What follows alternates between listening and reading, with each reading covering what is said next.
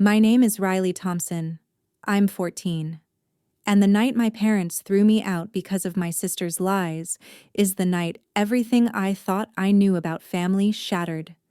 It started with shouting my dad's voice echoing through the hallway sharp enough to make my chest tighten.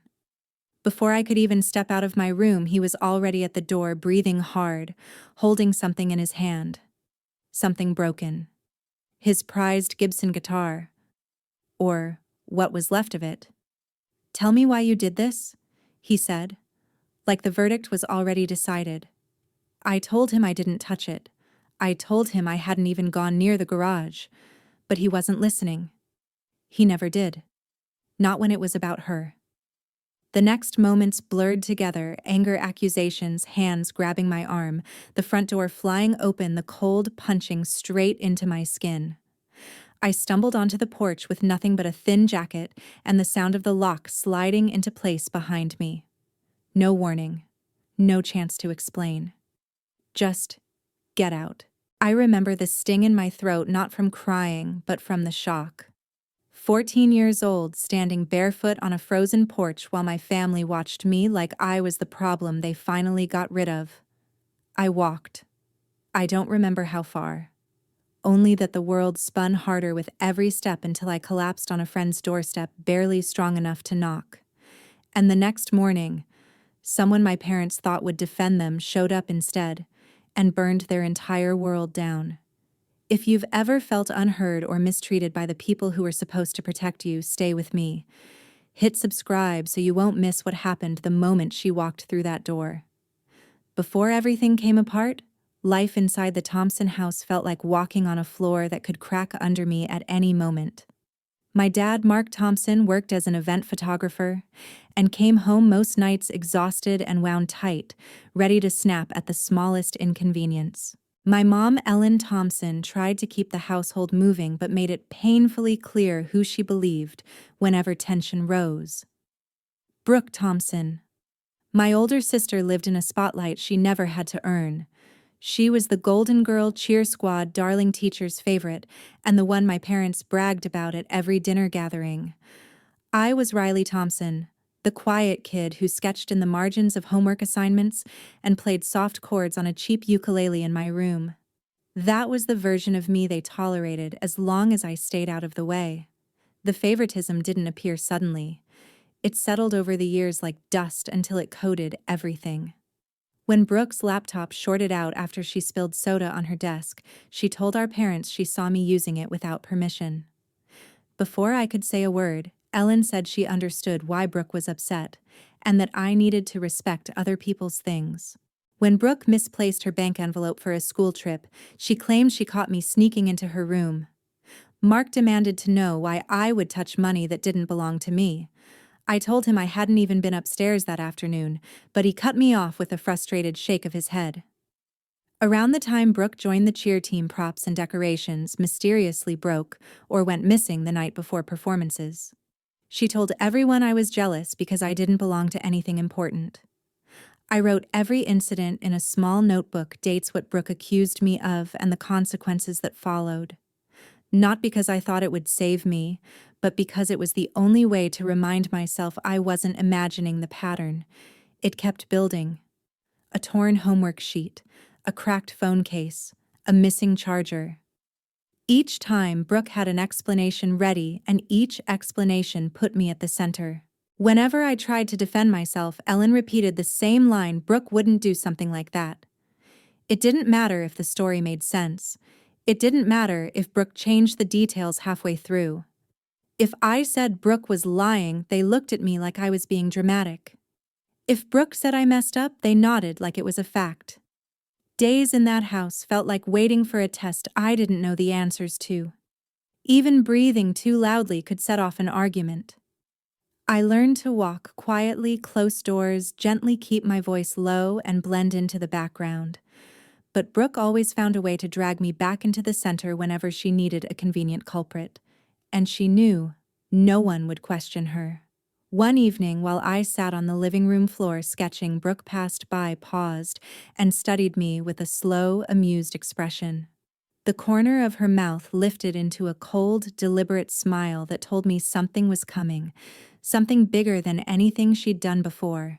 By the time Friday afternoon settled over the Thompson house, something in the air felt heavier than usual. Mark Thompson stood in the garage wiping down his vintage Gibson guitar, polishing each curve like he was tending to a sacred relic. It had been a gift from his own father, a piece of history he talked about, as if it were the last proof he came from something meaningful. I watched from the doorway for a moment before heading upstairs to finish homework, not giving the garage another thought. Later that night, after everyone moved to their corners of the house, Brooke Thompson slipped out of her room with a quiet confidence that always meant trouble. I caught a glimpse of her heading toward the stairs, but thought she was grabbing a snack or checking her cheer bag. I didn't know she was going to the garage. I didn't know she was carrying something wrapped in an old hoodie, and I didn't know she had a plan.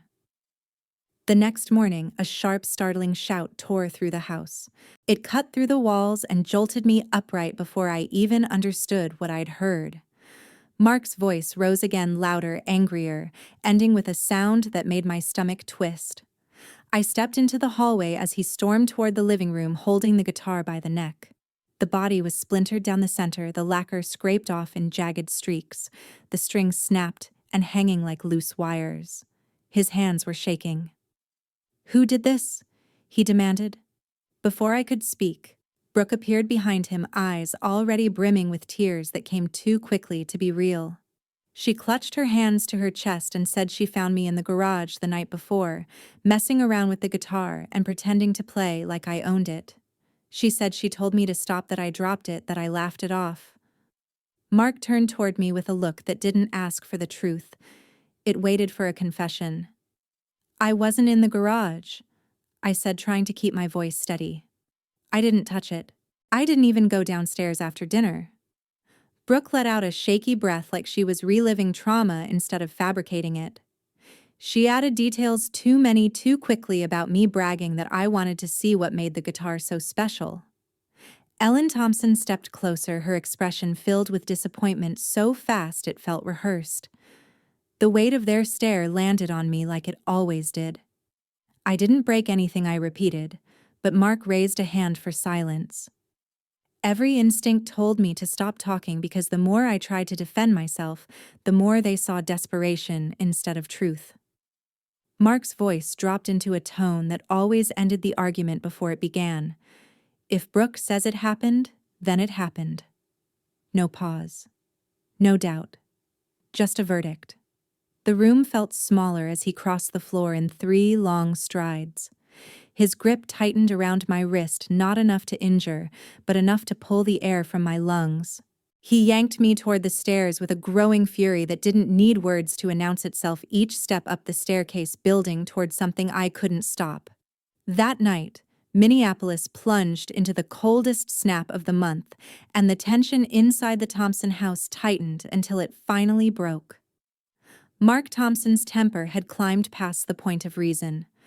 I saw it in the way he paced my room, jaw-locked, chest rising and falling too fast, like he was searching for an outlet to unload everything he felt. Brooke Thompson stood behind him near the doorway, her expression steady and almost curious, as if she were watching a scene she'd rehearsed a dozen times. Ellen Thompson hovered in the hall, choosing to stare at the floor rather than at me, the avoidance almost louder than words. When Mark stopped pacing, the shift happened instantly. He turned toward me with a rigid, determined step, and before I could register his movement, he shoved me backward. I hit the wall hard enough to lose my breath. Not enough to leave a visible mark, but enough to stun me where I stood. "I'm done with this," he muttered, grabbing my arm and dragging me out of the room with no hesitation. My feet struggled to keep up as he hauled me toward the stairs. Brooke didn't flinch. Ellen didn't object. Their silence made everything colder than the weather waiting outside. Mark reached the front door, ripped it open, and pulled a thin jacket off the hook. He tossed it toward me without care, the fabric crumpling at my feet. "Get out of my house," he said, each word sharp enough to cut. No hesitation. No chance to explain. No room to breathe. The door slammed behind me the moment I stepped out, sealing the warmth inside, and leaving me standing alone on the porch with nothing but the wind slicing across my skin. I forced the jacket on with shaking fingers and stepped down into the snow. It rose past my ankles, immediately making movement slow and clumsy. The cold bit through the jacket as if it were paper. My breath turned painful after the first block, each inhale burning deeper than the last. I moved because stopping meant giving up, and giving up meant freezing out there with no one knowing where I had fallen. By the third block, my hands had gone numb. By the fifth, my legs felt heavier than the snow pulling at my shoes. At the sixth, the world started to blur at the edges, buildings and streetlights stretching into streaks of color I couldn't fully process. The wind cut harder, pushing against me with a force that felt personal. My heartbeat grew uneven and my steps turned unsteady as my knees threatened to fold beneath me. When I reached the 8th block, the strength in my legs vanished completely. I collapsed into the snow, the cold wrapping around me so quickly it felt like sinking underwater. The sky above me spun in slow circles. I tried to push myself up, but my arms trembled too violently to hold my weight. Somewhere through the spinning, a warm light flickered in my peripheral vision. Then it grew brighter, forming the outline of a porch light. I squinted through the blur and recognized the house number, Mason Riveras' place. Summoning what little strength I had left, I crawled toward the porch, gripping the railing to lift myself high enough to knock. My fist barely made a sound. I tried again, weaker this time. The door swung open, warm air spilling out just as my body swayed forward. Mason's face appeared in front of me, wide-eyed, alarmed, before the cold pulled everything away. I collapsed into his arms as the world went dark. Morning light filtered through the Rivera living room. When I finally opened my eyes, the warmth of a thick blanket making it clear I wasn't outside anymore. The soft hum of a heater filled the space, and as my vision steadied, I realized I was lying on the Rivera's sofa with a pillow under my head. Laura Rivera knelt beside me, her expression focused and gentle as she pressed the back of her hand to my forehead. She didn't ask anything at first. She just checked my breathing, then reached for her phone to call the on-call doctor she trusted for emergencies. Across the room, I heard Miguel Rivera speaking quietly into another phone, his tone firm and controlled in a way that contrasted sharply with the chaos I had come from. He wasn't talking to family or neighbors. He was talking to the police.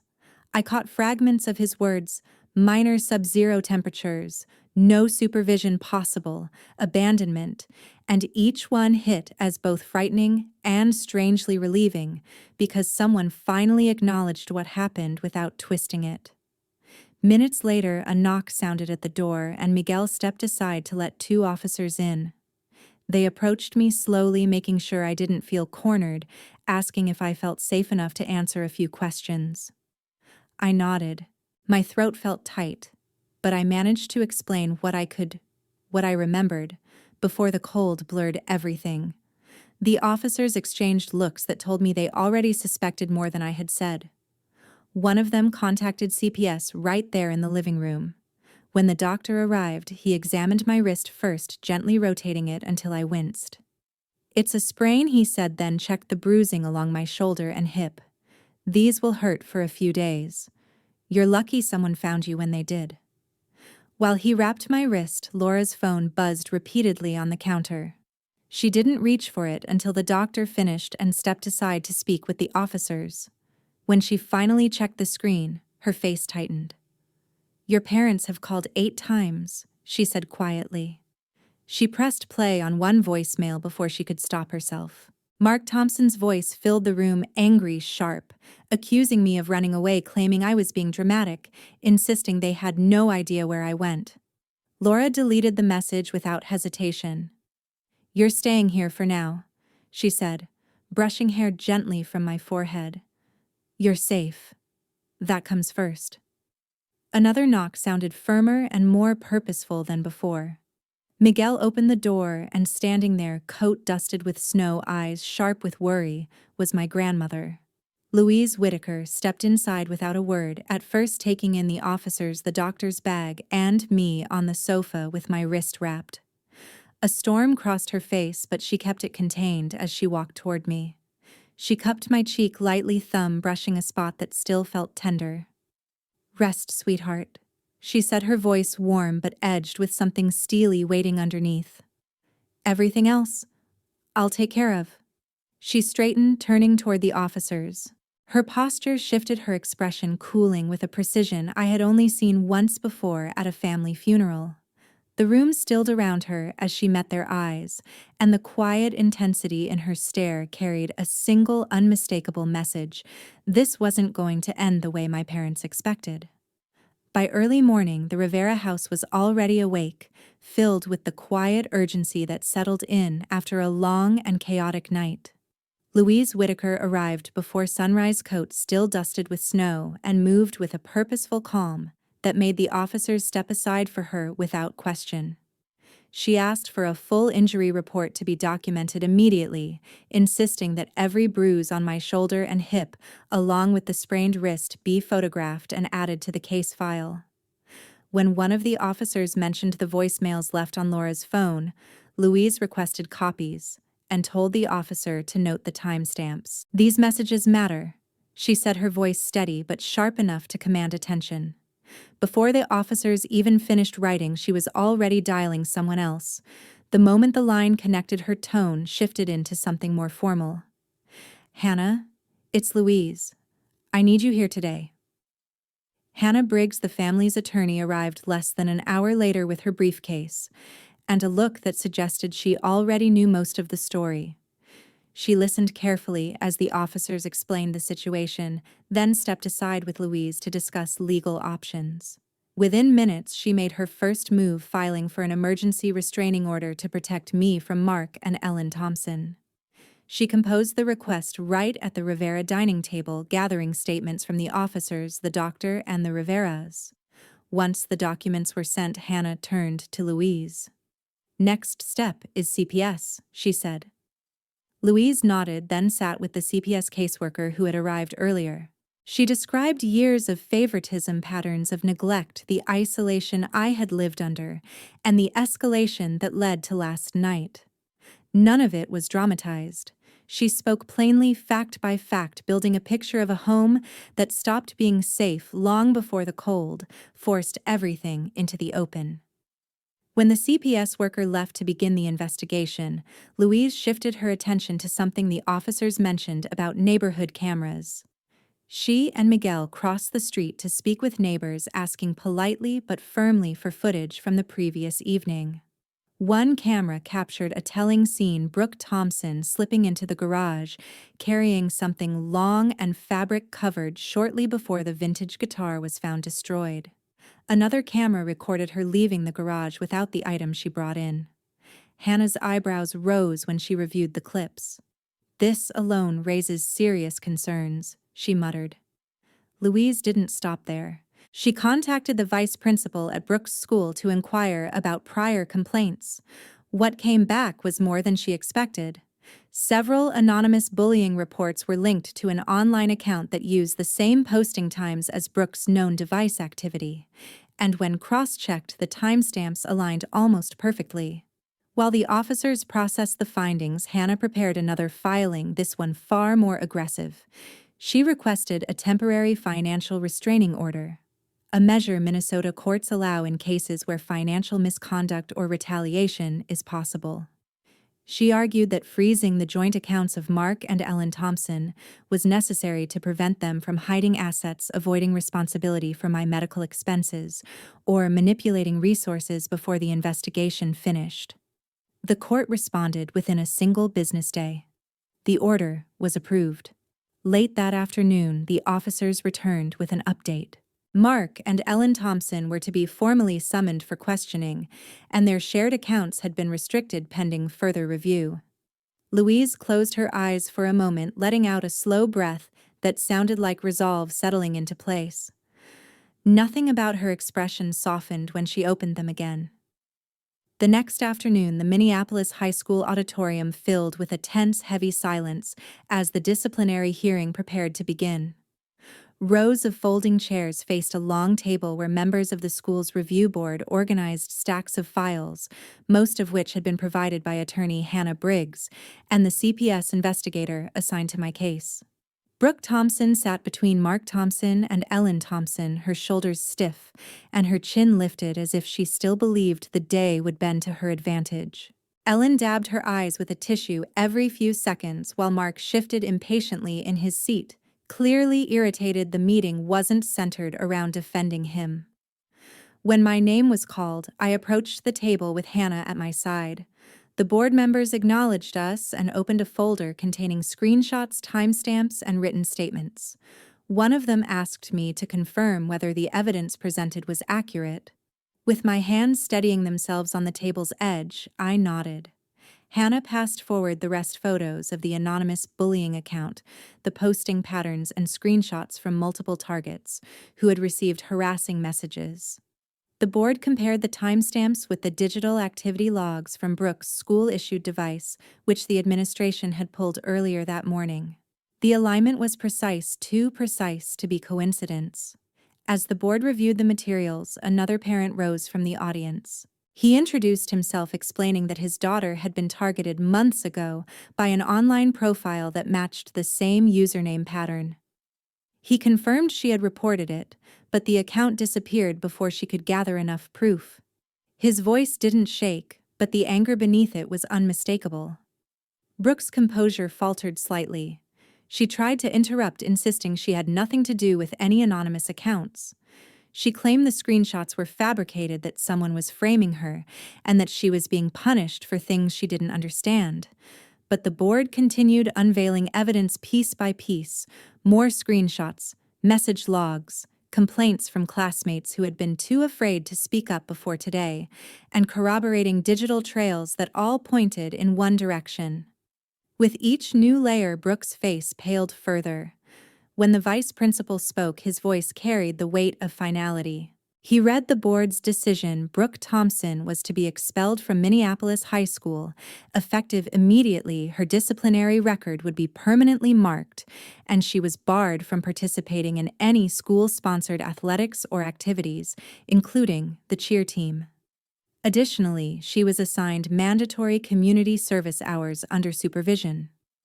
Ellen let out a sob, burying her face in her hands. Mark shot to his feet, demanding to know how the school could make such a decision without real proof, but two security officers stepped toward him, asking him to leave if he couldn't remain respectful.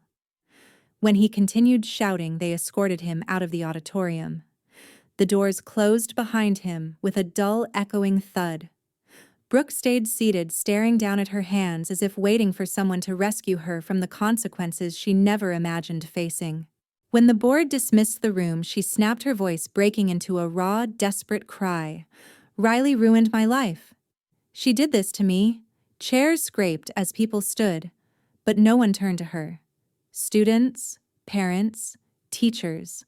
They all walked past without a word, leaving her accusations hanging in the air with no one willing to catch them. Several months later, the rhythm of my life had changed so completely that the winter night I collapsed in the snow felt like something belonging to another version of myself. Reports from CPS were finalized that spring, each page outlining the findings with a clarity that left no room for interpretation. Mark Thompson and Ellen Thompson were confirmed to have abandoned me in hazardous conditions, and as a result, their parental rights were permanently terminated. When the court ruling came through, Louise Whitaker held my hand with a steadiness that reassured me more than anything written on the paper. The financial restraining order issued earlier had frozen their joint accounts long enough for unpaid bills to stack against them. Utility notices, rent demands, and overdue balances hit faster than they could manage.